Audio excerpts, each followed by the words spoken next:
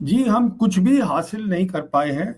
और हुआ क्या है, जो हमारी स्टैंडिंग थी, इंटरनेशनल स्टैंडिंग थी, मेरी असेसमेंट में वो भी गिर गई है।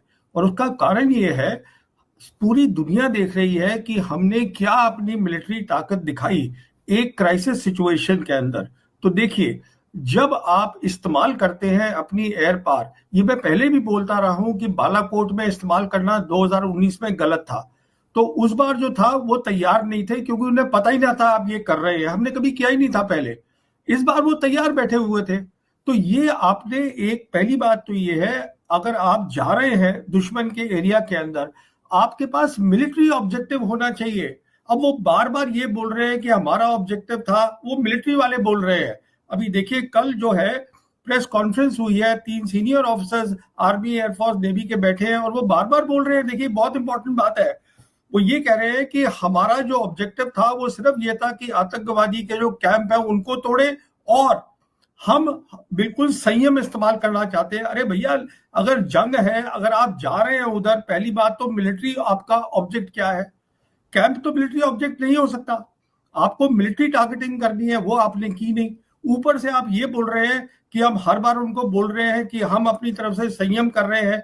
इसका मतलब ये है कि आप लड़ाई करना ही नहीं चाहते। उसके बाद देखिए क्या हुआ, 6 और 7 की रात को जो भी कुछ हुआ, 7 की सुबह ही पाकिस्तान ने अपने एक सीनियर अफसर को, पाकिस्तान एयरफोर्स के जो उनका नंबर 3 अफसर है, air chief marshal Aurangzeb Ahmad को बुलाया, जिसने एक इंटरनेशनल ब्रीफिंग दी, जिसमें बताया उसने मैप लगा के कि देखिए हमने 5 इनके जो फाइटर जेट्स है उनको गिरा दिया है।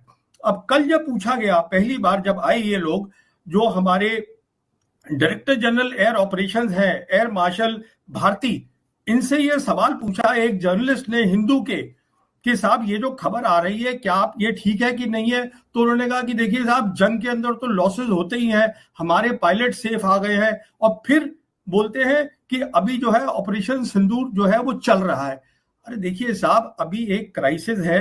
अगर आप ये नहीं कबूलेंगे या अपना एक्सप्लेनेशन नहीं देंगे, तो दूसरी साइड की जो क्लेम होते हैं, जो वो दावा कर रहे हैं, उसको दुनिया मानती है, और वही हुआ है। पूरी दुनिया वही लिख रही है। अब देखिए, हमने क्या किया, जो मेरी असेसमेंट है, 6-7 की रात के बाद हम लोग टेलीफोन्स पे लग गए। वो क्यों लग गए? क्योंकि 7 तारीख को ही पाकिस्तान आर्मी के जो डीजी आईएसपीआर थे, लेफ्टिनेंट जनरल, उन्होंने ये ऐलान कर दिया कि अभी तक जो हुआ था 6-7 की रात को, वो इंडिया का हमला था, हमने सिर्फ डिफेंसिव एक्शन किया था। अब हम करेंगे अपना, देंगे उनका जवाब।